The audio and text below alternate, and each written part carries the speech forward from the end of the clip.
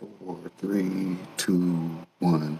Welcome back, Team DWC. It's your boy TWP Popcorn. Y'all already know what time it is. 10 a.m. Saturday and Sunday, aka another day in paradise. Y'all know to come look for me at 6 p.m. on Wednesdays also, because we do daytime and evening shift some days. So, we like to get it in frequently. So, hell, you might see me daily on other channels. Shouts out to having more than one stream of income, as they say, because that's what we keep popping this way. Let me get in my own chat. Shouts out to the chat. Starting it up on YouTube. Nope.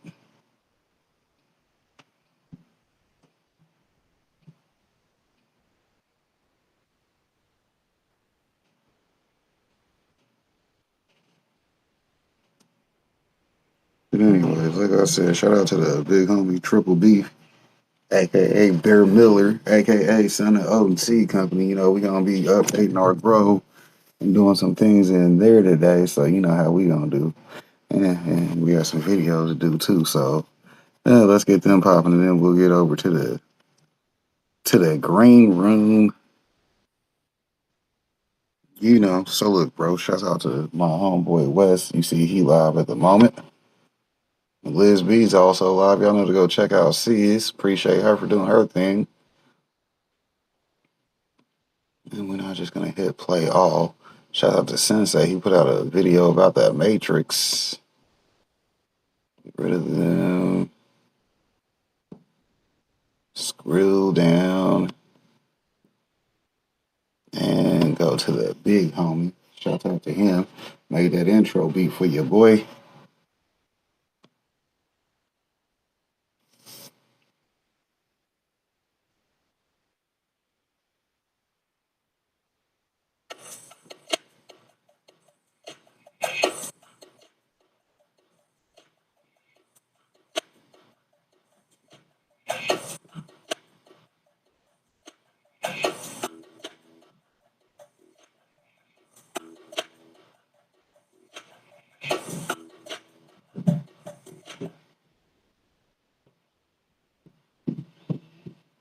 Welcome, enthusiasts!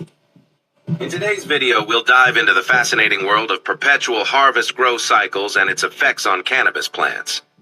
Whether you're a beginner looking to refine your skills or a seasoned cultivator aiming to maximize efficiency and yields, this video is packed with valuable information that can help you along your journey.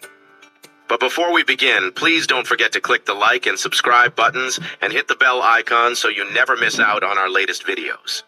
Also, please remember that this is an educational video and therefore all information provided is for educational purposes only. Now let's get started. To begin this video, let's examine what exactly is a perpetual harvest grow cycle. A perpetual harvest grow cycle is an advanced cultivation technique designed to ensure a continuous supply of crops by maintaining multiple stages of plant growth simultaneously. This setup eliminates downtime between harvests by creating an overlapping schedule where seedlings, vegetative plants, and flowering plants coexist in the same grow operation. By staggering the growth stages, a cultivator can harvest plants at regular intervals, often every few weeks, rather than waiting for an entire grow cycle to complete. The system maximizes space, time, and resources, making it an appealing approach for cultivators seeking efficiency and consistent yields. The concept of perpetual harvesting isn't new, as historically. Farmers staggered planting schedules for crops to ensure a steady supply of food throughout the growing season. The agricultural revolution of the 18th and 19th centuries marked the beginning of modern agronomy, as scientific principles began to inform planting strategies. Advances in agricultural tools, irrigation, and the introduction of new crops encouraged farmers to experiment with staggered planting to optimize yields. In the 20th century, with the advent of mechanization and chemical fertilizers, staggering planting schedules became even more systematic. Large-scale farms in industrialized countries began using crop planning software and weather predictions to refine their planting and harvesting timelines. This approach gained traction not only for food security but also for commercial efficiency, ensuring that labor and machinery were utilized year-round. In cannabis cultivation, the perpetual harvest model gained popularity as indoor growing technology advanced during the latter part of the 20th century. Interestingly, cannabis is particularly well suited to this growing technique, thanks to its short life cycle and responsiveness to controlled environmental conditions. For example, in a conventional setup, a grower typically completes one full grow cycle, including vegetative and flowering phases, before starting a new crop. This process often spans 12 to 16 weeks, depending on the strain and growing conditions, meaning only 3 to 4 harvests per year are achievable. In contrast, a perpetual grow cycle allows cultivators to harvest every few weeks by maintaining plants in overlapping stages of growth. This can effectively double or even triple the number of yields annually. For small-scale growers, it offers the opportunity to produce consistent crops throughout the year, eliminating the feast or famine cycles of single-stage grows. On the other hand, for commercial growers, it significantly increases efficiency by maintaining steady production and lowering operational costs, which is critical for meeting market demand. But the people who really benefit from this type of grow cycle are beginners, as it provides a structured approach to learning more about the cannabis plant. By working with plants in various growth stages simultaneously, new cultivators can quickly gain hands-on experience and refine their skills by experimenting with different strains, growing techniques, and nutrient regimens without interrupting their overall production. The key feature when designing a perpetual harvest setup is to divide the grow operation into 3 distinct areas: propagation, vegetative growth, and flowering. Each space must be equipped with the appropriate lighting, ventilation, and nutrient delivery systems to support the specific requirements of that stage of growth. For example, in space number 1, you will have the propagation area. The propagation area is where the life cycle of your plants begins, making it vital to establish an environment that fosters healthy root development and early growth. Whether you are starting from seeds or clones, this space should prioritize stability and gentle conditions to ensure a strong start. Lighting in the propagation area should be low intensity, such as T5 fluorescent or LED grow lights with a light cycle of 18 to 24 hours per day to avoid overwhelming the delicate young plants while encouraging root and shoot development. Humidity levels should remain high, ideally between 70 to 85%, while the temperature should stay stable, ranging from 70 to 77 degrees Fahrenheit. Some growers will use a humidity dome, which can help maintain these conditions, and if needed, a propagation heat mat can provide additional warmth. Using a light and airy growing medium such as seed starter plugs, rock wool cubes, or peat pellets can aid delicate roots to grow freely and establish themselves. Also remember to ensure gentle airflow throughout the area in order to prevent stagnant air and reduce the risk of mold or mildew. Plants typically remain in the propagation area for 1 to 2 weeks before transitioning to the vegetative area.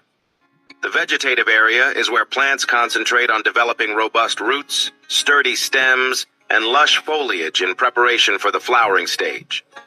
This phase requires high-intensity lighting such as metal halide, full-spectrum LED grow lights, or compact fluorescent lights.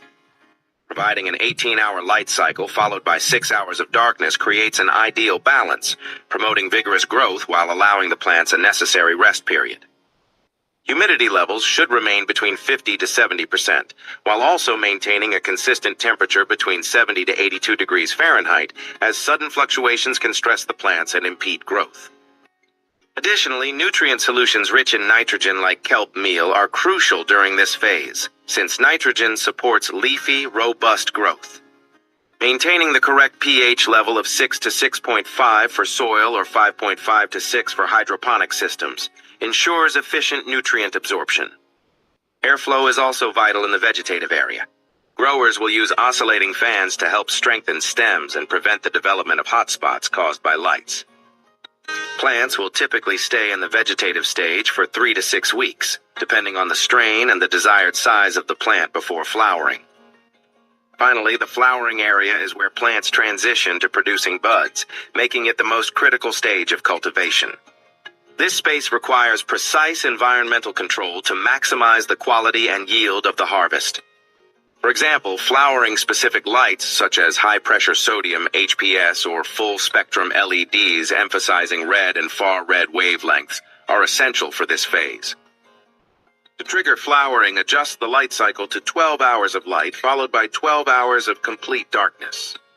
Humidity levels should be between 40 to 50%, while temperatures remain steady, with the daytime ranging from 68 to 78 degrees Fahrenheit and nighttime temperatures slightly cooler, around 65 degrees Fahrenheit. It is important to remember that proper airflow and ventilation are crucial in the flowering area to prevent stagnant air and manage the heat generated by intense lighting.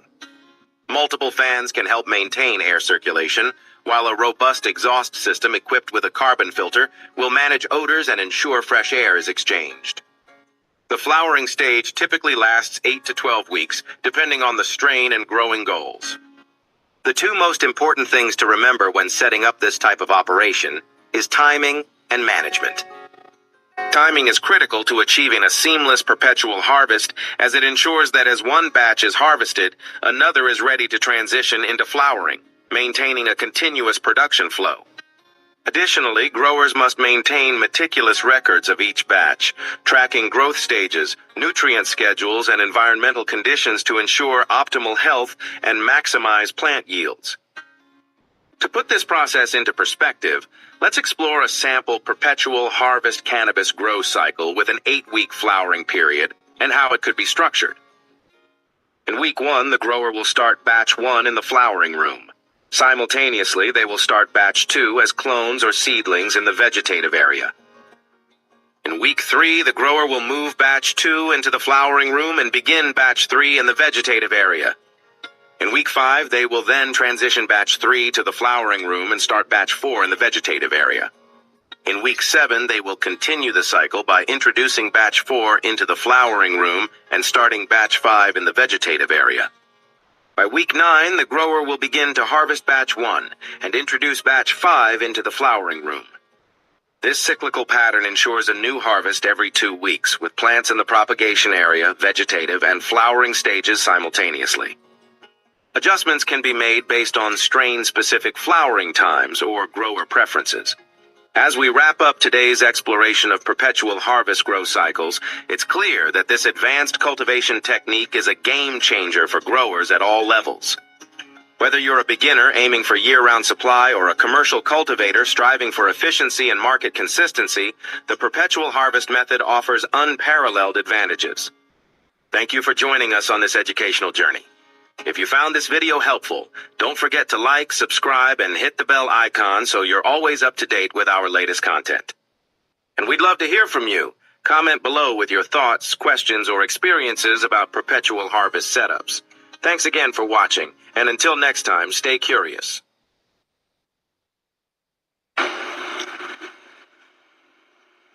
This is my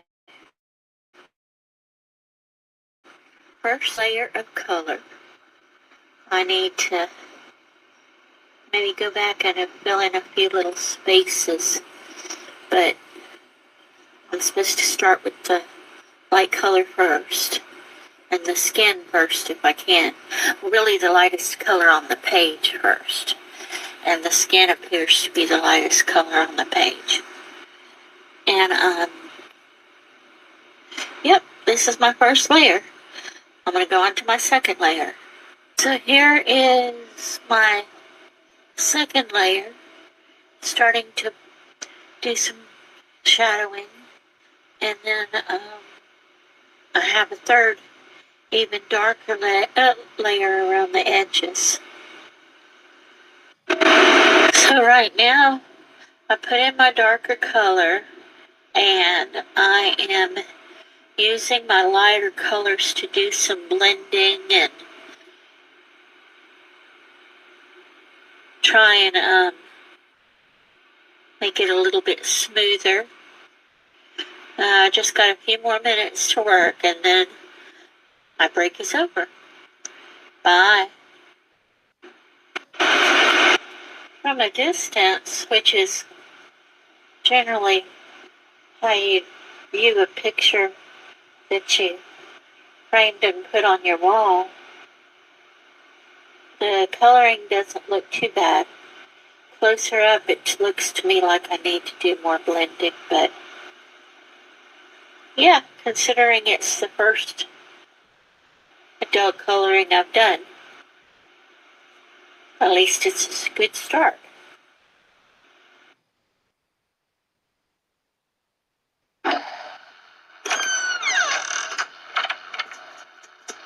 Ray, what are you doing here? I'm here to pick up the stuff. I texted you, remember? Dog, I haven't checked my phone in hours. no? You texted me back like 10 minutes ago. Really? You sure about that? You want me to show you? Oh, come on, bro. There's no need for us to fight. I'm not fighting. So what you need? Just a quarter. Gotcha. Be right back.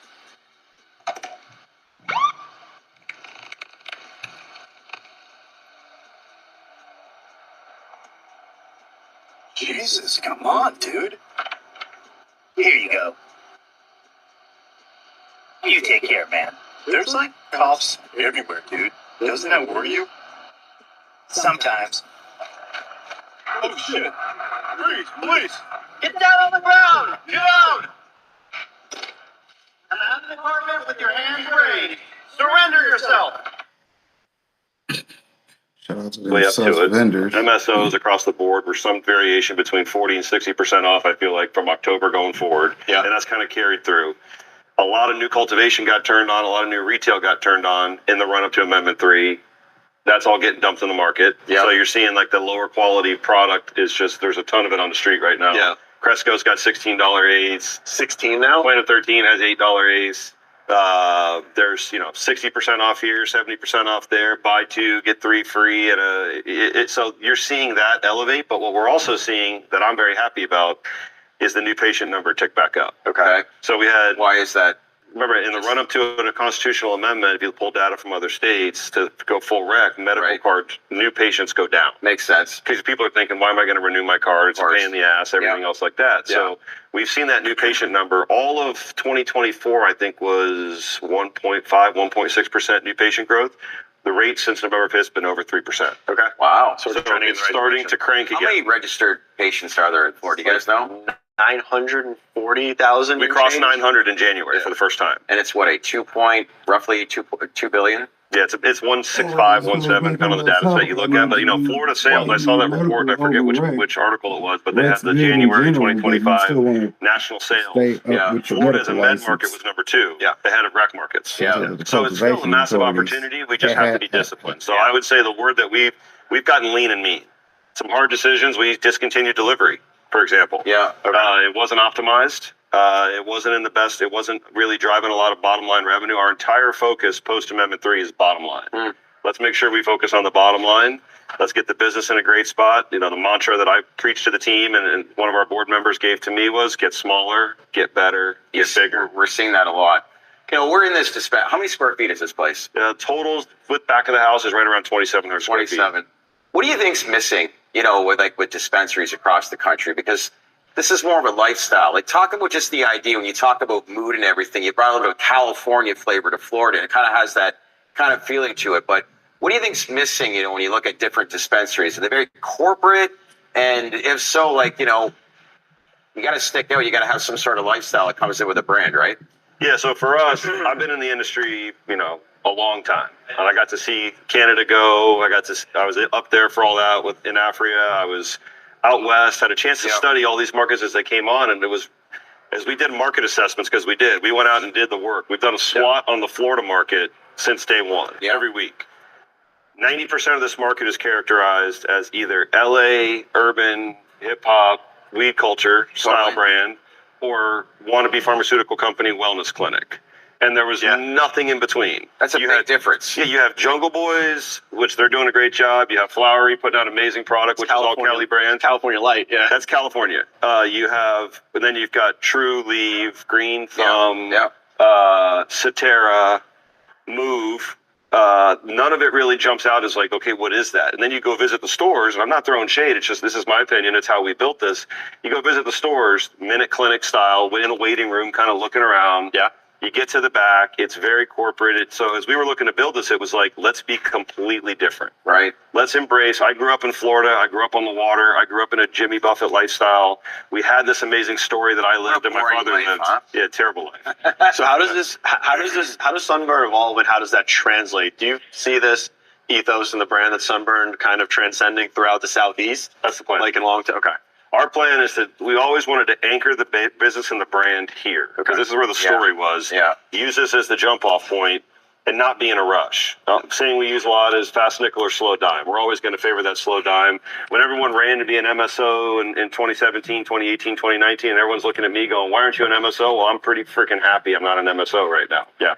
It was a decision. We didn't do it by accident. It was a choice. So when you look at the overall industry, like without giving away too much of your idea and your message and your information that you like vision every single day, like what is the message on how this industry needs to evolve and change? Because when you talk about the medical side, when you talk about the adult use side, those are two different type of customers. So how do you complement the two to create one ecosystem, I guess, that kind of hits home where people feel it's a trusted product on the medical side, but yet it's a lifestyle and culture on the recreational side? I think you got to merge them. My view has always been the only distinction is medical. That's a legal regulatory arbitrage that allows us to get going ahead of time. Medical benefits, but this is also a lifestyle. I mean, cannabis culture has existed in the world for thousands of years. In the U.S. and in Florida and every state has had its own unique cannabis culture for hundreds of years. It just didn't really get. I mean, there's been stoner movies, there's stoner holidays. We're not creating anything new here. Yeah, our choice is to embrace it, not create some new kind of pharmaceutical field. To your point, we're looking at this as an expansion plan in kind of two ways. When the time's right, go deep but not wide in Florida. Yeah. There's a huge market. Let's continue to grow and do what we need. I got to add cultivation is my biggest need. Yeah. We're selling through everything we have. There'll be some assets. There'll be some assets on the market pretty soon. The second part is, I'm not going to name names. Yeah. The second part of it, hold on, brand expansion is important. So like where I'm really focused is you take this, go like that, and have the opportunity to take the lifestyle outside of just cannabis. Yeah. And that's one of my big focuses for 2025 is to get this out in the world. I mean, Portnoy's got a hat on. Bill Murray wears our stuff all the time. Pretty much every major artist and music artist that comes through Florida is wearing our stuff or is familiar with it. So it's bigger than just weed for me. It represents a lifestyle. There's a way I grew up, and it's a lifestyle that a lot of people ascribe to. So, and there is going to be stuff for sale. Yeah. It's already happening. Yeah. Let's talk on that. Naming names. I don't want to off with the feathers, but you see discounted prices, and that's, I guess, the answer today. But there's going to be ramifications for that later on down the road. So the Amendment 3 not passing, adult use is going to be pushed out to what? 2028? I think 8 personally. I'm in agreement there, especially with, I think, the bill that DeSantis was pushing around that was he wants to block constitutional amendments further. Until he does a property tax one. And then he'll do it afterwards. Yeah. Well, by the way, do that one for me. Yeah, that'd be great, Governor. Ron, please. I would very much so like that. I would take that in a heartbeat. There's going to be grows for sale. There's a lot of cultivation got added on in the run up to 8.3. And big ones too, yes? I would say 2 things. Big and expensive. Okay. So big indoor facilities, and running an indoor facility in a market like Florida where it gets hot 8-10 months a year, just your HVAC cost to run these facilities is huge, which then locks you into a higher COG, which means you are locked into price points that if you want to start just dumping it, it's not going to be pretty for your P&L. Yeah. So at the end of the day, we've always kind of looked to really tailor make the grow we have, the product we want to sell. Yeah. So it's specialized the farms. We can grow. I mean, I don't think we have the best weed in Florida. I think we're in the conversation with the top 3. Yeah. But I mean, Flowery's put out amazing stuff out of indoor. Jungle Boy's put amazing stuff out of indoor. We're putting out amazing stuff out of greenhouse. Our COGS are completely different. Right. So. And we're not paying any royalties. Correct. Do you see some of these distressed assets becoming available right away, or do you think a lot of companies will kind of walk before they run? Yeah. They already are. There's a lot that are, and I think you're just going to see that escalate. Really? It's going to get worse before it gets better. Talking about the future of the Florida market, I know we had the 22 licenses that came to the fold. Yep. Right after Amendment 3 had failed in November. Have you seen any movement, and do you expect those brands and those operators to now still come into the Florida market? My experience with licensing in Florida, having been here from day one, is we'll see them in 2027. Okay. Yeah. There's 38 or 40 cases that were just consolidated from everyone that didn't get a license. Yeah. That were just all consolidated into one Department of Administrative Hearings case. Okay. That judge just got assigned. They haven't even had the preliminary hearings yet. That process by itself is 12 to 14 months without appeals. Yeah. So it's going to be slower than the ALJ hearing. There's another 7 cases that aren't consolidated into that one, I believe, somewhere between 5 and 7. So you've got a lot of legal pending. Yeah. The only way to fix that is to have the legislature do something on it, which they're not going to touch it with a 10-foot pole. Correct. Yeah. The big bill we're pushing this year in Tallahassee, and I'm active on, is the hemp legislation. So walk me through that. I know we talk about hemp a lot. We talk about hemp regulations a lot. DeSantis had it, he vetoed it. He aligned with some of the hemp industry. What's going on as it relates to hemp regulation in Florida? It is the Wild West. We had a great hearing last week that was put on by the House of Representatives. It is the Wild West. Yeah. You have 9,600 smoke shops selling full THCA flower that is being shipped in from California, Oklahoma, Colorado, Oregon, Washington. Isn't there a store just down the street? They're everywhere. Yeah. It's buying gas stations. And one of the most amazing comments from the hearing last week was one of the hemp operators got asked, "Who's your customer?" Yeah. And he said, "Oh, when the people with medical marijuana cards, when their allotment runs out, because in Florida you only have a 35-day allotment, they just come to us when their allotment runs out." That's wild. So he said the hard part out loud, which I appreciated. I don't think he realized he did that. Wow. So we are working on legislation that would make them subject to the same testing and packaging requirements that we have. Because Modern Cannabis Labs, kudos to them, went out and tested a bunch of hemp product. Like 50-something% of it failed for pesticides or mold. Right. They don't have to test anywhere near the same way we do. Same packaging that we have to be in, they should have to be in. Same distance separations from a sales standpoint between schools, churches, playgrounds. I mean, there's a store in West Palm that is a hemp store selling cookies, Jungle Boys, Incredibles, THCA inside of an ice cream parlor next to a kid's park on Clematis Street. Yeah. And look, I'm not a Karen on top of a white soapbox here, but that's not what's good for this industry. Moreover, what's not good for this industry is a bunch of out-of-state weeds. So one of the things that came out at the hearing, too, was the Agriculture Commissioner, Wilton Simpson, kudos to him for saying it, only 2 acres of actual hemp is farmed in Florida, which would supply about 2 smoke shops. There's 9,600 plus 5,200 gas stations.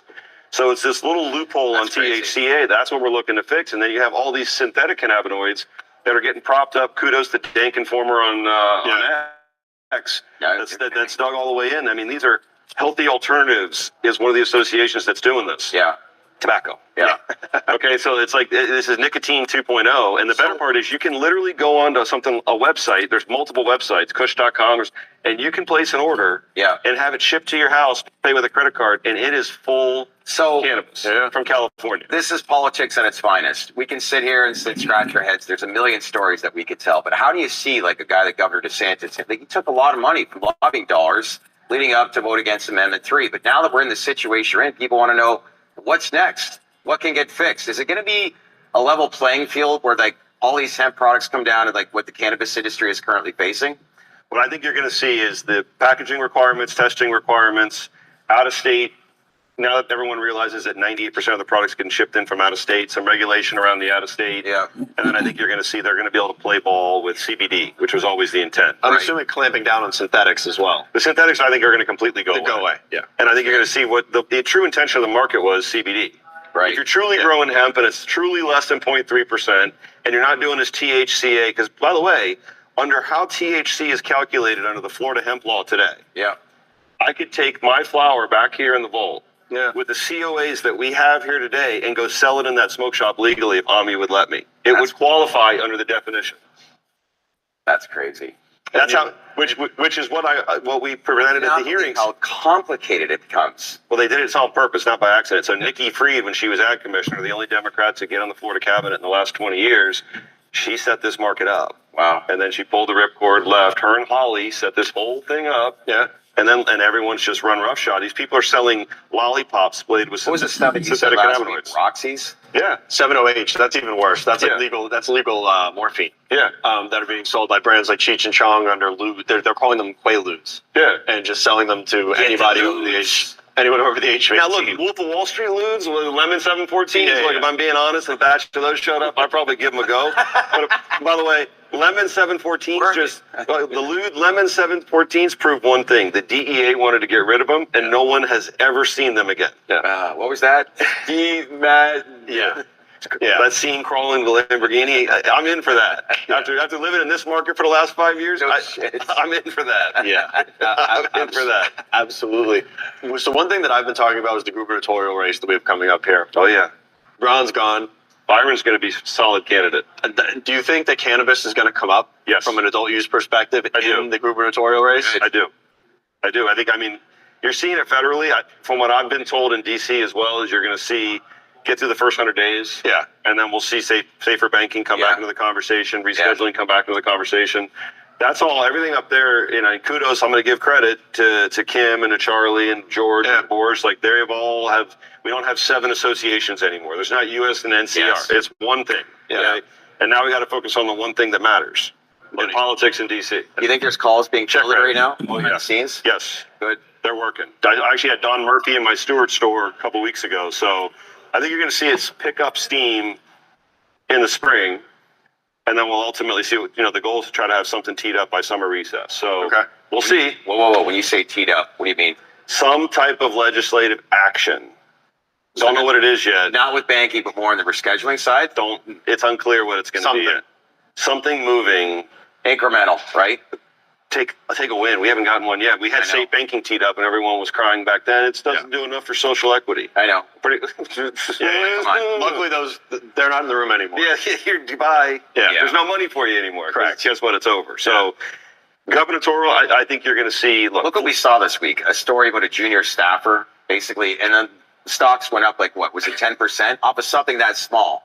The water's been boiling for how many years now? Coiled spring is what I keep saying. Now, it's getting a little rust on it, but it's a coiled spring. I will say this, though. Florida will remain one of the strongest markets, and it's because of the nature of our tourism and the nature of the people that live here. Yeah. You come to Florida for a feeling. You come to Florida to relax. It's associated. It's not like a tourist it's not the tourism here isn't business focused. You're coming here to have a good time. So if you get tourism down here and it's still a medical state, then how does it benefit tourism? Well, we got a bill this year pending in the legislature that actually would allow for reciprocity for medical cards. Oh, okay. So that would be a pretty I don't know if I'm not. That's probably on the totem pole. Hemp's number one. Yeah. Upgrading how the medical card process goes a little bit by adding telehealth, probably 2, and then number 3 would be this reciprocity bill because that would increase our TAM substantially. Yeah, for sure. What is this market size? What we talk about? $5-4 billion dollar-wise? Adult use. I think right now. Adult use. Who knows? That's just conjecture. I think it's just under 2. Yeah, it's probably 1.6, 1.7. Yeah. I mean, it was number 2 or number 3 nationally in January on aggregate sales. You get the feel, is Florida becoming what California was at one time for this industry? Or don't go that far? Well, that was Ron DeSantis' tagline and taking down 3, don't make Florida California. So it's definitely not Cali in the sense that the vertical market makes it incredibly cost prohibitive to get it. Yep. You got to be an operator. Yep. You can't be a wholesaler that rolls in and thinks you're going to prop up a couple of brands and do well. There's a whole bunch of tombstones in Florida for people. Like lifestyle and culture. Lifestyle and culture, cannabis culture, and that's where I always I got so many friends in Cali. I have nothing but respect for what, Ivan's done with Jungle Boys and all my buddies up in Humboldt have been able to do. But Florida's had its own culture, too. Yeah. We've been growing in houses down here in Central Florida. There's been weight being moved throughout Florida. I mean, more narcotics have flowed through Florida, up the Miami River and the New River here in Florida. But there's no real brands in the Florida market other than Sunburn that you could call Florida cannabis. That's it. That was the goal. Yeah. That was intentional. Was it maybe 2 years ago at MJ Biz in Vegas? I met some of your team members. Yeah. You recruited a couple of guys. Maybe there was a large portion of them from Colorado that moved here to Florida. So you brought kind of that West Coast mentality to Florida, and everywhere we hear and talk about is just quality versus quantity, and that's what builds brands, which you've emphasized every single time. And you've kind of built this whole lifestyle, but maybe talk more about that, what this team has really built this for your company and why you're continue to stand out. It's a really proud thing for me. We've stayed together now through 2 companies, which is hard to do in today's world. The core of our cultivation and lab team has stayed together. And a lot of them moved from Colorado, and they were in Colorado because that was the top of the mountain, pun intended, for a long time. Right. And when Colorado started going that direction that it went to, it started its decline in 18.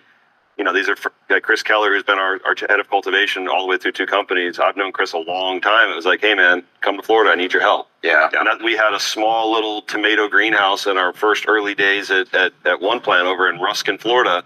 and we retrofitted it. Literally, we did the work. That's the nice thing about having guys from the illicit market is if you're in the illicit market, you're not calling a plumber if something happens. You got to fix it. Because if you call a plumber, you're going to jail. You're getting bracelets.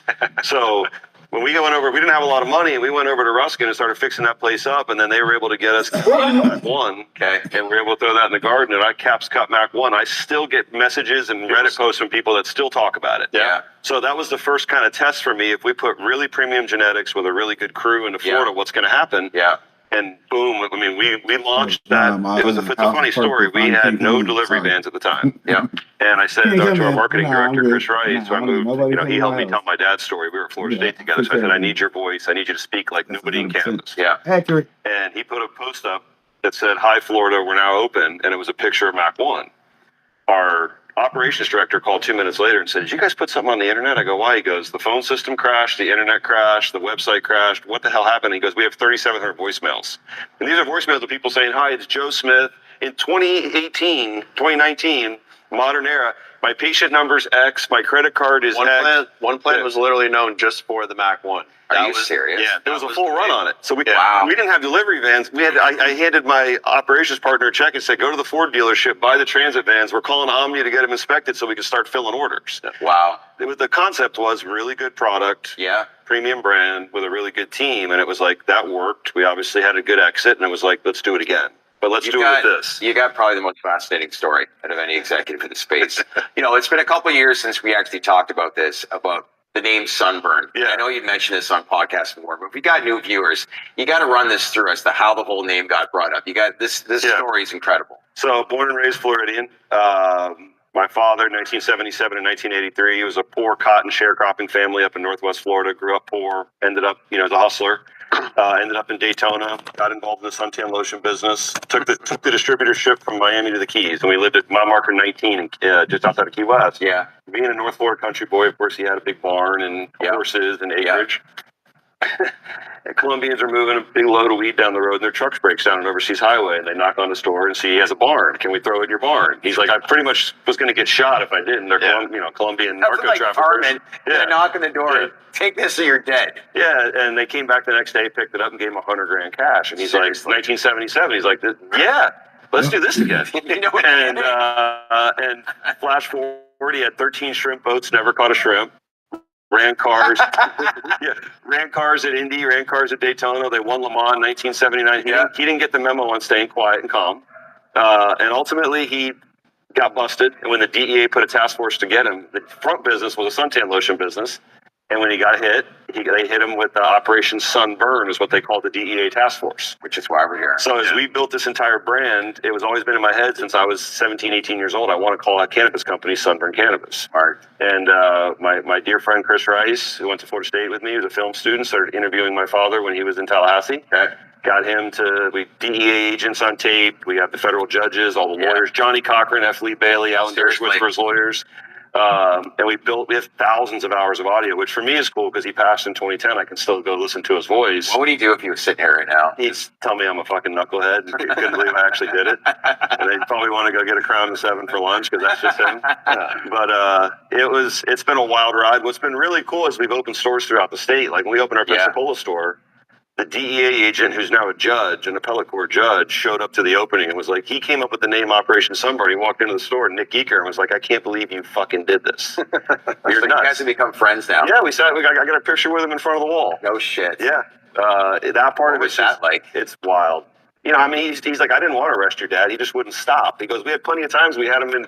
Pulled him over. We're like, "Mr. Cop, stop." So he basically was like, "I can't believe you fucking did this. How did you do this?" Yeah. And I've had people come up to us, we opened our store in Key West. I had the head of security at Sloppy Joe's across the street come up to me and say, "Hey, you're good here." I go, "What do you mean?" Nice. He goes, I offloaded for your dad. Everyone, you're good. You're good in Key West. Anything you need, you let us know. We go to Tallahassee, people coming up, "Hey, my dad offloaded for your dad." That part of it. It's amazing the stories you learn. My dad passed away 2 years ago, but it's amazing the stories you hear about your father after they passed that you never knew existed, right? Some guy brought us a plaque that he had given my father for his birthday at some point. I mean, just the little, that part of it. And I think that's where we've been successful. It's hyper local and it taps into the kind of the Florida's fabric of our culture was built on smuggling. I mean, the Keys was settled by pirates and salvagers. This is not, we're not manufacturing anything here. I feel like we're just honoring it, tapping into it, and bringing our own story to it. Well, it resembles who you are and the lifestyle that you face. It's how I grew up. Unfortunately, old habits die hard. Yep, I hear you. Listen, always love having you on. Thanks for having us too, but let's keep in touch, all right? Thanks, man. Thanks, man. Appreciate it. See you as always.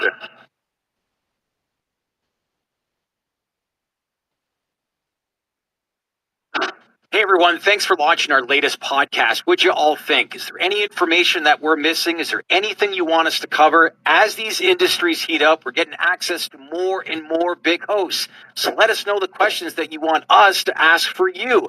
As usual, smash that like button. We want this to go viral. Click on that bell for all notifications for the latest interviews that we're doing. And as usual, let's build this community. Subscribe to our channel because we appreciate it, because we wouldn't be here without you. Thanks for watching, everyone.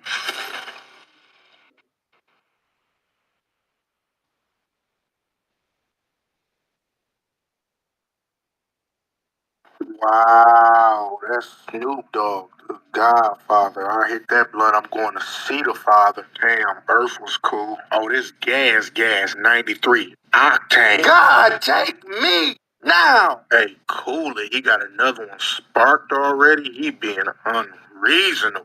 This beyond me if he think I'm finna hit that blunt again. Heavens no, I'm high, bucko. I'm puzzled. I'm finna give it right back to him and tell him I hit it 10 times already. I'm finna call 911 and report an attempted murder. He keep passing me blunts. He think we in a relay race. What a bummer. I'm finna put this out, and if he asks why, I'ma tell him I'm allergic to marijuana. Weed for me stand for with each exhale, I'm about to die.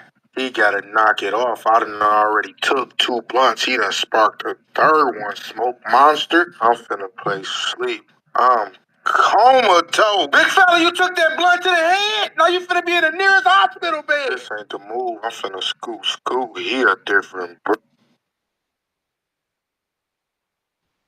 He's the last person in rotation and can't pass and nobody else though, right? So let's get back to the topic. I've got the garlic in there. I'm gonna chop up this onion. That's the I'm gonna put a video little bit of sponsors. water, Y'all know and they I'm gonna back just in the let those saute YouTube down. streets. Is sugar like crack? What do you all know about the studies? Have you seen any studies? Are you familiar with this? That sugar is addictive. And one of the main ways that we get it is in our ultra processed foods. So anything that's processed or ultra processed, for example, if you're eating a tomato, that's just a whole food. If you turn that tomato into ketchup, if you turn that tomato into any sort of sauce, then it's processed. And it may be ultra processed, like ketchup would be ultra processed because you can't even recognize it anymore. If it's salsa, that would be processed because it has been changed, but it's not ultra processed where there's been all these additives and all these different things happening with it. So we're just going to rough chop our onion and put that in the pan. And remember, we're sauteing these all with a splash of water. Christiana, can you bring me the liquid aminos, please? Thank you. So liquid aminos, I'm going to use those as the salt here to season this up. And let's see what you all are saying in the chat. Rainbow is saying, oh, vegetables and fruit come with extra stuff. Absolutely. The darker the berry, the sweeter the juice, right? But also the darker the berry, the sweeter the nutrients, like the darker the food. So Rainbow is saying dark vegetables and fruit come with extra stuff. So eat lots of colors in fruit and vegetables and eat from all over the world. It's ours to eat. Absolutely. So that's another good way to look at it. You know, when you think about it, you just have to say, okay, I'm going to eat the rainbow, as they say, but why are you eating the rainbow? Because the phytonutrients in the different foods are different. So you get vitamin A and carotene in carrots or any orange vegetable, you'll find some of those same properties. So like butternut squash or pumpkin, those orange foods. Of course, the green foods you have, especially those leafy greens, right? Rambo, thank you. Rambo says, I love some okra. Absolutely. So I can't remember if okra has calcium in it. I can't remember the specific nutrients, but that's the nice thing. When you're eating the rainbow, you don't have to like count calories. You don't have to worry about, am I feeding my loved ones? Am I being a superfood parent? How am I feeding my, nope, you don't have to worry about it. You just know that you're already doing great. when you actually are consuming whole foods. Let's say if you're a vegetarian, like David Hunt, he's a vegetarian, so he tries to eat a lot of whole foods. But if David and Michelle are over here eating processed and ultra processed foods, you can best believe that's where the sugar is hiding. The sugar is in the processing. It's sort of like a preservative. They know that it appeals to people's palate, and that sugar in most things is what makes you come back for more. So last night. Today we're going to talk about one of the most iconic devices. It's been around a long time. It's been featured in movies. I think everybody has a stoner friend that has one, or at least knows somebody that has one. But today we're going to talk about the volcano. How good is the volcano? Now, I have to say, I am going to infinitely be impressed with one thing about the volcano.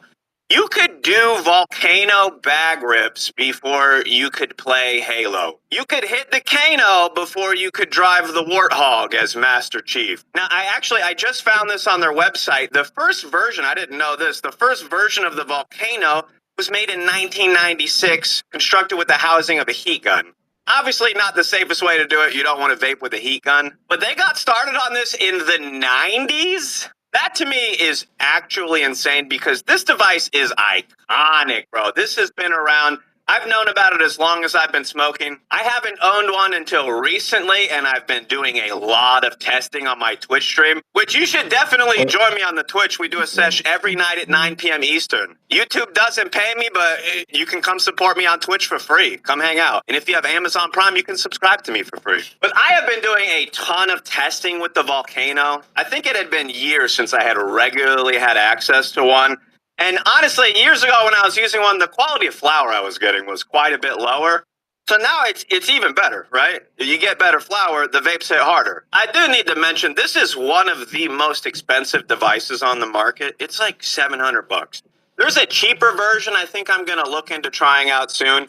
Leave me a comment and let me know if you want me to try like the cheaper volcano. But this one's about $700, and I gotta say, not everybody's ready to spend that amount of money. Most people couldn't dream of spending more than a couple $100 on a device just for getting high. So at the end of the day, this device, it's not for everybody. But somebody like me, I'm smoking every day, or I'm vaping every day. I'm getting high on my Twitch stream. I'm making content around it. I do this for real.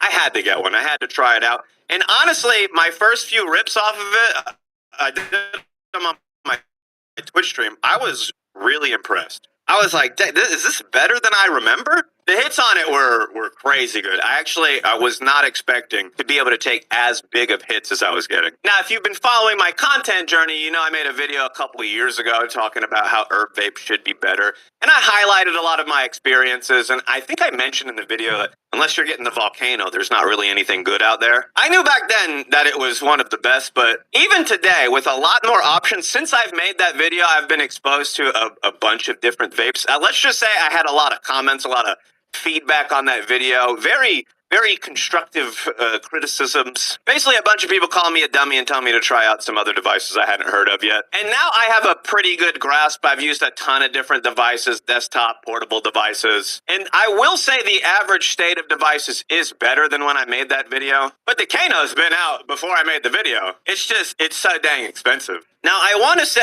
I'm very impressed with what I've heard about the volcano. It's one of the devices, they've been improving it for over 20 years. There's not many other devices on the market where they've been working on it since the 90s. What's funny, this is one of the only devices that's old enough to smoke. Like a lot of places, you got to be like 21 or older to smoke recreationally.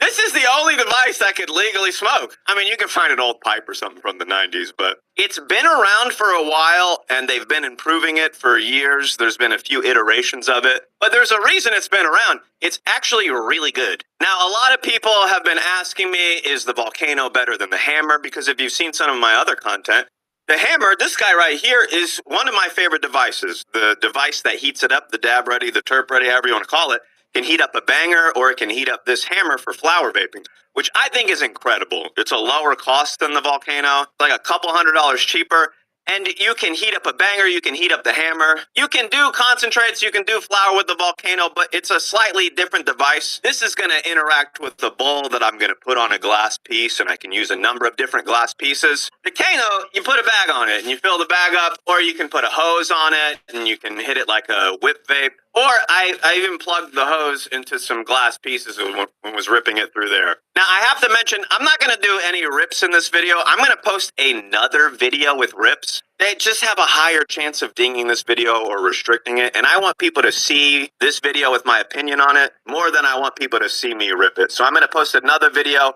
with rips, and I'm going to show you the different ways you can rip it. Hopefully they don't ding either video, but also just tune into the Twitch and see how it rips over there. But comparing it to the hammer, the level of hit I can get is insane with this thing, but I can't get as thick of a vapor as I can get with the hammer.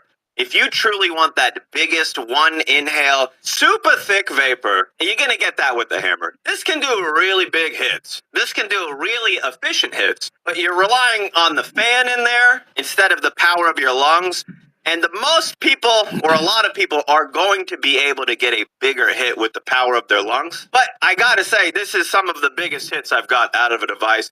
And I'm constantly impressed with how thick the vapor is in the bag. I'm not like, oh, no, it's half as powerful or it's half as good as my hammer. It's just I can't take quite as big of a rip in one go. But also, this thing, it's really efficient. Like, all the AVB that comes out, like, the same color. When I'm using the hammer, sometimes it's darker, sometimes it's lighter. I'm getting very consistent results with this, and it makes the whole process easier. I'm still using a number of devices, but just the fact that I can stick this over in the corner, I don't have my bowl packed, I don't have my rig packed, but the Kano's ready to go, and it's almost 420 uptime on my Twitch stream. I just got to hit the heat button, and in like a moment, it's going to be hot and ready to go. It doesn't take too long to heat up. There is a mobile app I've used for it, or it was actually, I think, a web page, which you just connected to the device. It kind of worked. It's not super necessary, but there was one day I was watching UFC fights early in the morning. I was laying in my bed watching them, and I was like, dang, I really want to get high right now because I'm watching fights. And bro, I just go fill up a Kano bag, and I can just casually sip on it. Like a bag full of vapor, it's almost like a joint to me. It's something that I can try to rip through it if I want, but I can just take light puffs off of it. The vapor doesn't go stale in the bag like smoke would. I think that's people's number one concern is they see the bag fill up with vapor and they're immediately pulled into a situation where they hit a gravity bong and they saw that milk jug fill up with like nasty yellow smoke and it was just getting more and more stale every second that went on. They think they're going to experience something like that with the volcano, but the vapor does not get disgusting like smoke does. Smoke, if you let it sit in your piece, you let it sit in a container, you let it sit in a bag or something like that, and you inhale it a moment later, it's going to be disgusting. Really stale, really harsh. Vapor, it doesn't do that. It's going to dissipate slowly, and you might just have less vapor if you waited. Now, you can use it with a whip if you just want to hit it directly, but I honestly really enjoy the bag hits, and I think that's like the whole point of it. Hitting straight from the whip, I can't take as big of a rip. When you fill up the bag, you can let the hit cool off. When you're inhaling it directly, you're getting that heat sooner, or you're getting the heat before it has a chance to cool down. But the bag can provide like a fun experience. This is a really good like party piece. If you have a couple of friends over, you can each get like a nice rip out of it. Which on a bowl vape, you could sort of do that, but you might want to pack everybody their own bowl. Because if I go back to comparing it to the hammer, the amount that I put in the volcano bowl is almost twice as much, maybe a little bit more than twice as much of what I put in my hammer bowl. So when I do a volcano, I'm committing to more flour. I know I can put less in there, but I find I've been getting better results when I pack it nice and full and I go for 2 full bags. Now, I've heard some people say they get 5 bags, 6 bags off of 1 pack, but I really strongly believe you're going to get 2 good ones, most likely, and every other one's going to be bad. If I go for 3 bags, they're all going to be not that great. If I go for 4 bags, they're all going to be wispy. One thing I've noticed is when you keep filling the bags up, even when it's not super thick vapor, when it's a light vapor bag, like you can mostly see through it,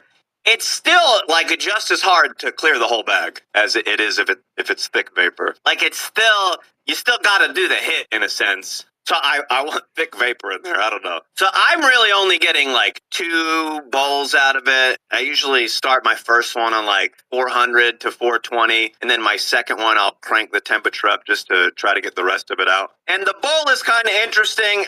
It does hold a decent amount. The heat comes from the bottom up. So if anybody's like considering mixing a little bit of hash or wax or something with their flour, I would say make sure you put it on the bottom because the heat's going to come up. You put it on the top, it's not going to get as much heat. But also, this thing does so good with just flour alone that you might not need to try to spice it up or do anything else. So a couple of my favorite things is I don't need to use a glass piece with the Volcano. If you watch my Twitch streams, I get crossfaded on Friday. And look, it's only happened a couple times, but sometimes when you're drinking, it's easier to break a glass piece. And when I'm using the Kano, there's no glass piece. I'm literally hitting out of a plastic bag. I could drop this 100 times. I'm not going to break it. So I don't have to use a piece with it. I have the option to if I want to plug the hose into a piece. I've done it before. I'll show it in the hit video. But that makes it easy, really easy to maintain. I like to keep my glass pieces clean, so I clean them every day. It makes sure I always have a clean piece, and it's way easier to clean when you clean it every day versus waiting weeks and weeks and trying to clean a super dirty piece. But this just gives me an entire different experience. I have a disposable bag that I'm going to be able to get a decent amount of hits out of. I don't have to replace it every day. Honestly, I've been testing this out. Like, I've been letting them get a little bit dingy. I've been trying to do as many hits out of it as I can. See, when the bag starts to look a little yellow on the inside, is it gross? Is it disgusting? And it's not. It really doesn't affect the flavor too much. The bags are really cheap, and you can just cut a new one, swap it out. So it creates like a different approach to doing it, and I like it. I don't think that it would be like my ideal main piece to have. Like, I really do like using the hammer for my rips, but when I'm doing my Twitch streams, when I'm hitting out of a bunch of different pieces, it's fun to just be like, all right, we're going over to the Kano corner. We're doing bag rips. So I will say, definitely one of the best devices on the market. And I'm saying device, I think ball vapes are a tool. Like, you can call them a device or whatever, but you still got to supply the piece. You still got to supply the lungs to inhale. This guy at the push of a button is going to take my hit for me, put it into a bag, and I just got to worry about sipping on it or doing the pull on it. I don't have to create the vaporization or the thermal extraction with my pulling like I do on a ball vape. This does all the thermal extraction, puts it in a bag, and says, here you go. So I think it's really cool. I think if you've tried lesser vapes or lesser flower devices and you really want that top level one, but you're not interested in a ball vape, the Kano is really good. I've used a couple other bag vapes before. I think the A-Riser Extreme Q. I think I used one called like the Herbal Air or the Herbal. I can't remember, but it filled the bag and the hits on it were pathetic. The Kano does an insane job. So overall, really solid device. Definitely really expensive. Not everybody needs one. And if you want more info, I'm going to put a link to my website. I'll have links or other information there you can follow along with. And I'm also posting another video that's just basically going to be a Kano sesh. Just hopefully, if they're dinging a video, they ding that one and not this one. Either way, come get high with me on Twitch and have a lit day, my dudes. Everybody in New York was calling to get down with Mr. Nice Guy. We met all kinds of customers, like this guy here. He's what we call an enhancement smoker, because he thinks that marijuana makes every activity that much better. Observe. You're Scarface, right? Yeah. I love Al Pacino, man. Did you ever see Son of a Woman? Yup. You ever see Son of a Woman? Oh, weed. That's the way to say it, man. It's just wow. $60, yo. Oh, man. I got it. Did you ever see the back of a $20 bill, man? No, I don't know, yo. Did you ever see the back of a $20 bill? On weed? Oh, there's some weird shit in there, man. There's a dude sitting in the bushes, man. Does he have a gun? I don't know, man. I don't know. What? Red team go. Red team go. It's just some weird shit, man. Man, you're fucking crazy, yo. Oh, that's cool. Thanks, man. Hey, yo, wait. Dude, I'm gonna check out the stars later. It's really trippy. Especially on weed, man.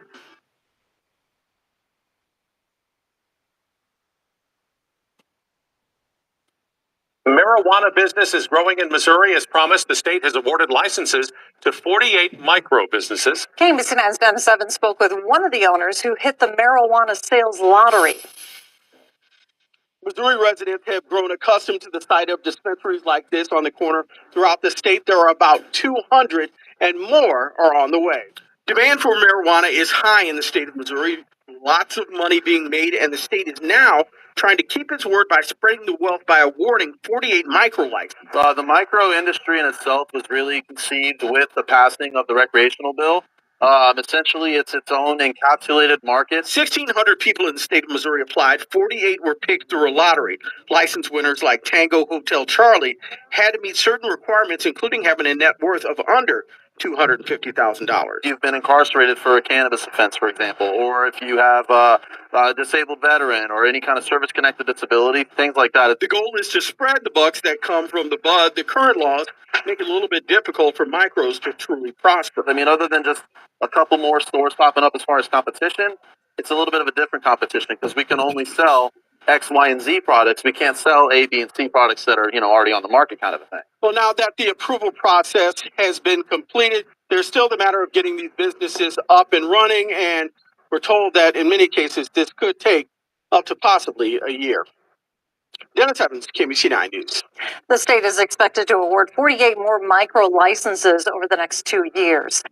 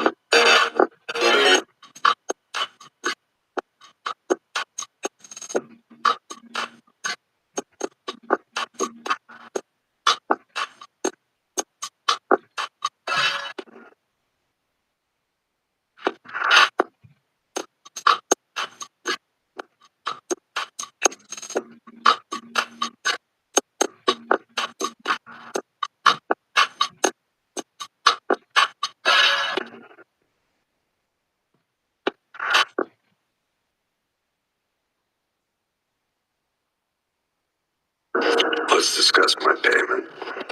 That time is past. No 5,000 for you. The price is 50. How about your payment is you get to leave? Not enough. Oh, you think you can negotiate with me?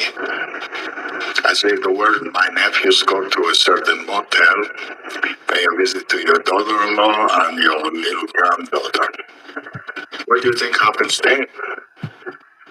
Consider your position carefully. I get my money, or neither of us walk out of here.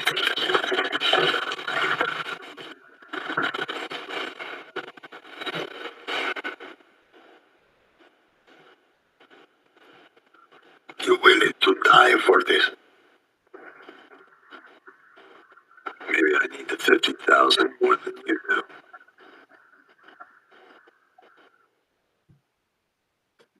Yeah, we were talking that shit to Hector Salamanca. That type of attention. What up?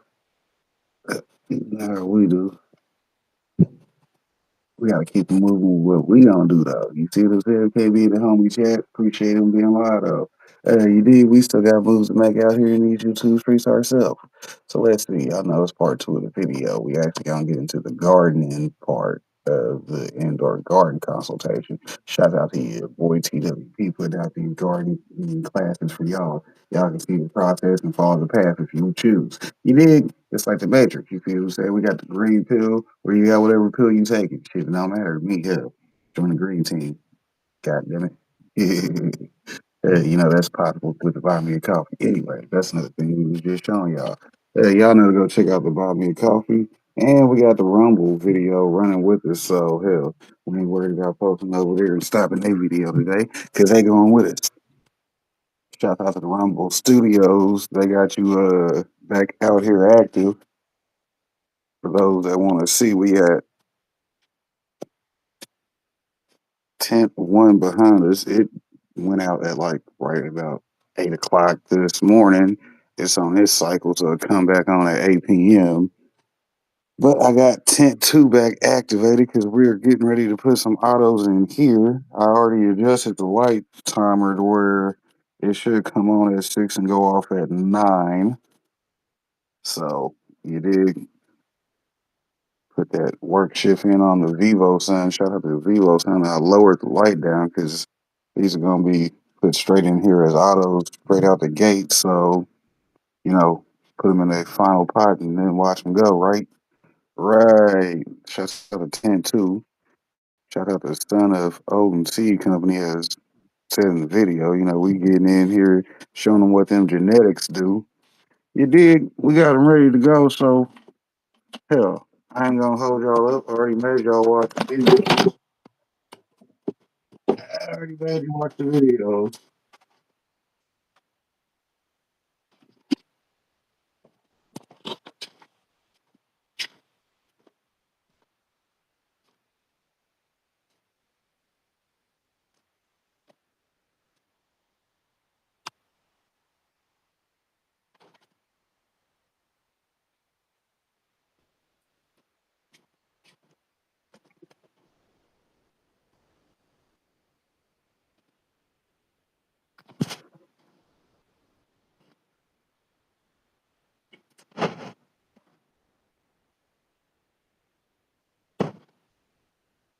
Here we are back in the green room showing y'all what we got growing in a real way. Shout out to Team DWC. You know, we keep these planties wet, as the video title says. You did. Y'all see we got some of these autos. Shout out to the auto army, Bear Miller. You know, we repping the grow, showing what we doing out here these days. Shout out to that big homie. Sent your boy a bunch of autos to run, and we got them all in pots or in cups. Oh, look at the strawberries. The strawberries is popping. Yeah, the strawberries is popping. That is strawberries right there. You dig? Shout out to the indoor garden. That's doing their thing. Then we got some dragon fruit also. You dig? Then we got our other plants, which we gonna have to work on them today too. So hey, you know how we do. We gonna make sure everything's looking good. See a few things I'm gonna have to pull. Shout out to pull good in. Because we will pull good. Pull good. Get that shot without the cord in there, right? Right. Show y'all the high quality of the green room. Shout out to the green room doing this thing. They're like, man, yeah, hour and 9 minutes in, and he just now showing plants. Yeah, we do have y'all some plants to show though, so that's the good thing about being over here with your boy repping Team DWC. We gonna show you what we got going on. Got the cloner over here. Gonna get that other one back activated and get some more off of these because I might let those sit for a minute and keep getting bigger. Let's see how thick they're gonna be because they look like they want to be short and squatty. Shouts out to the short, thick ones though. We appreciate that. But as far as these autos go, they can do whatever the hell they gonna do, right? They're like, oh man, he grew a deep water coat. Yeah, yeah, yeah. Cracky at that. Yeah, yeah, yeah. White and water. Yeah, we gonna be in and out anyway. Yeah, just do your thing and run amok. You dig? Give these planties the perfect opportunity to have light and water, and then just watch what they gonna do, right? I can give it to you, but what you gonna do with it? Yeah, that deal looking good. They all coming in. That's why I said we're gonna do some transplants. We gonna get this cup right here because you got to go. Look at all them ladies in there. Like it's like 1, 2, 3, 4, 5, 6, 7, 8. 3, 4, 5, 6, 7. Yeah, that's 8 of them. 8 of them. Man, look at these. Look at these. Look. It's almost like we ready for it. I got another pineapple the other day. It's starting to look a little shady, but hopefully it bounces back. You never know with pineapples. Hell, they do their thing sometimes. Sometimes they might not make it. Hell, just depends on if it wants to live or not. We already got it in the cup though. It's ready. It's ready to be put in something. But hell, we got a lot of other things we got to put in something. Put them in something. So let's see. Let's see. So flip the camera.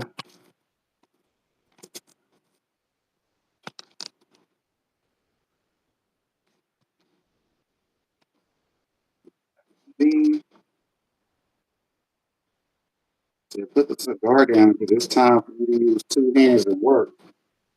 You dig?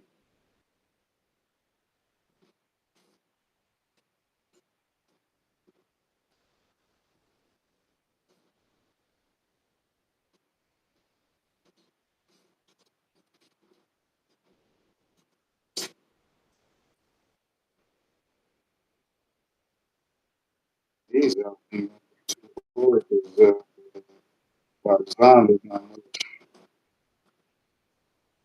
material in the cup, so keeping it loose ain't a problem. So that's why we got to make sure watering frequently so it doesn't get dry and loose. Stays wet, right. Look. That mother just came right up out of there. Though. I said with them being this lake, it's perfect. Exactly what I want to do. See, right in the pot. Yeah, you dig? You see the comparison? You see the side by side? I don't even care. I got that right there on the bottom. So what we gonna do is this.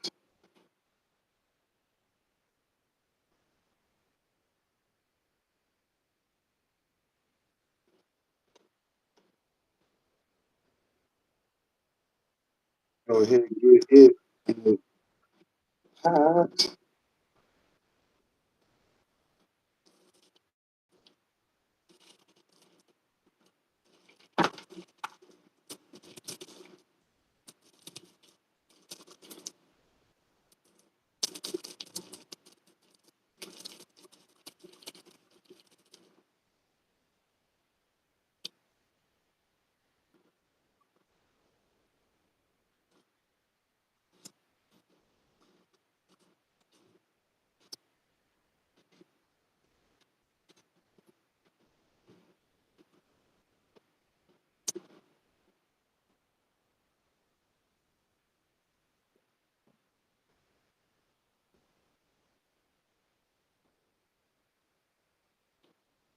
All right, now that's out of there. That's numero uno. All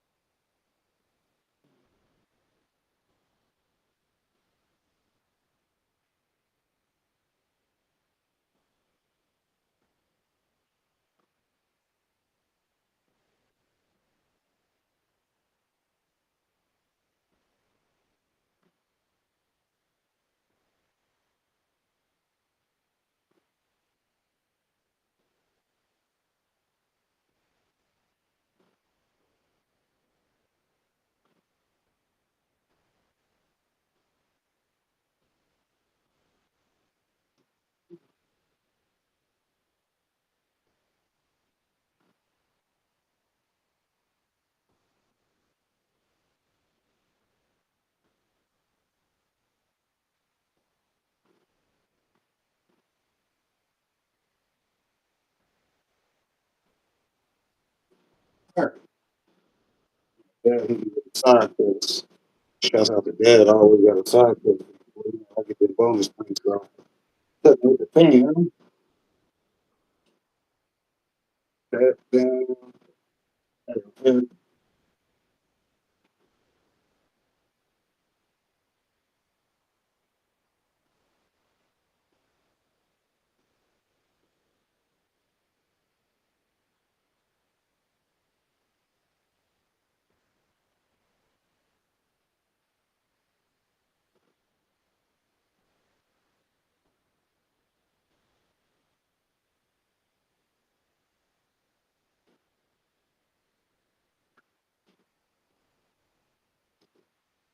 Yeah, get my pad out so I can write down what I'm actually doing today. Let's see. It's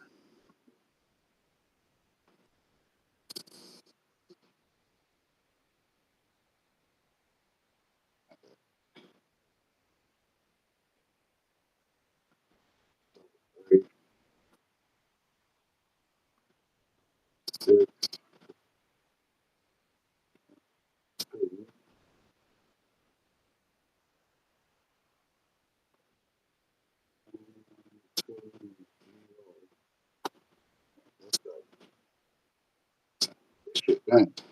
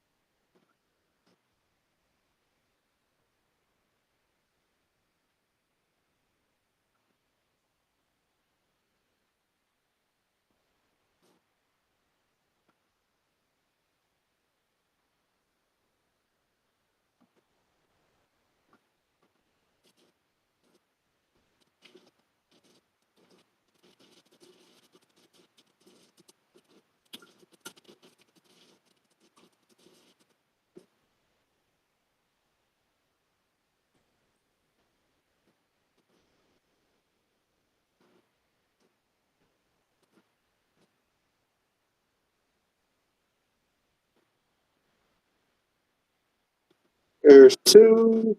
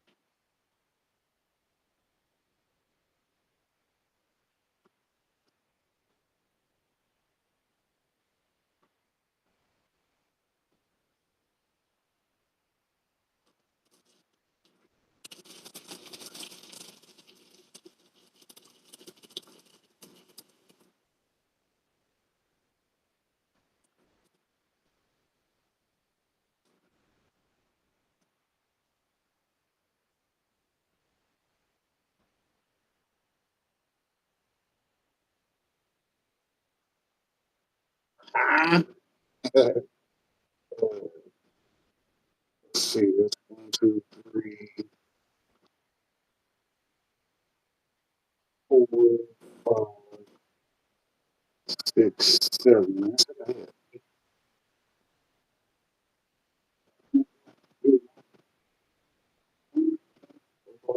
Only 7.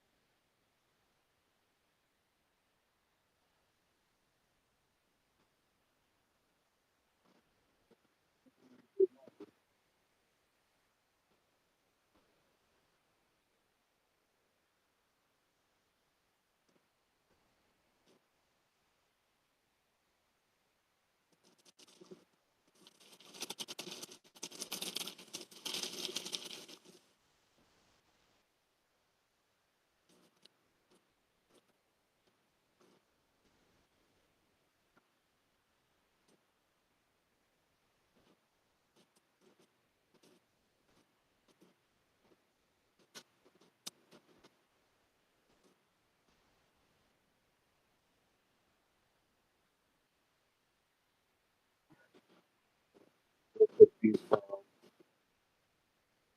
in.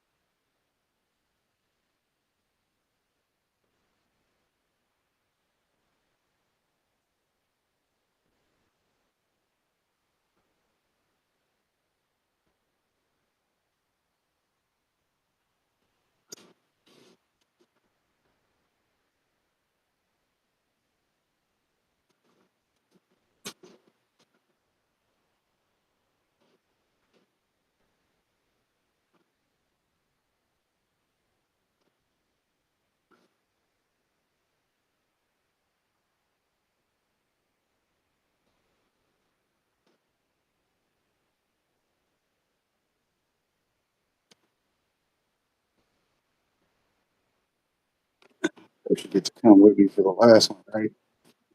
Right. Show y'all what we just did.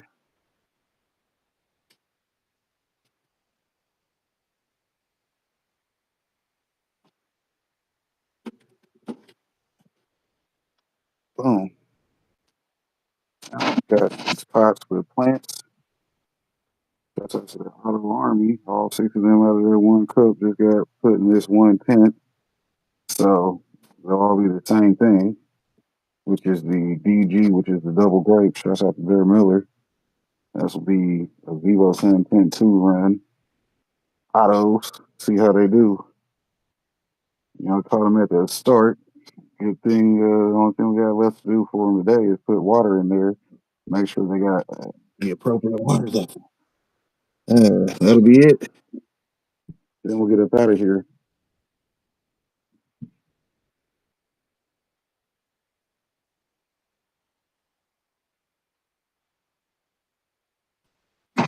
Let's see.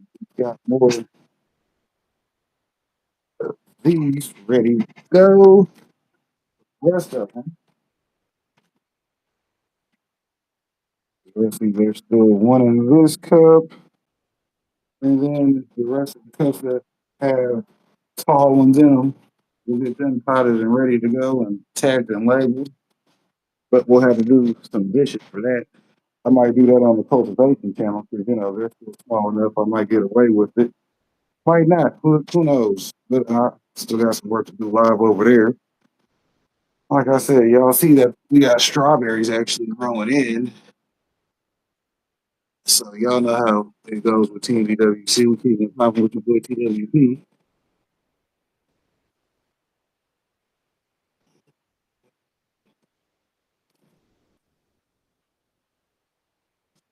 Say chop and drop.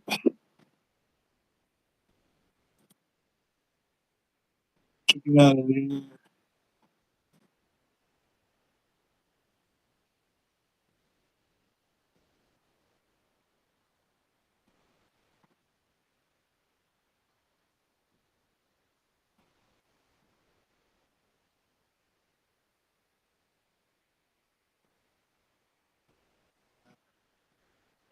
But y'all know how we do.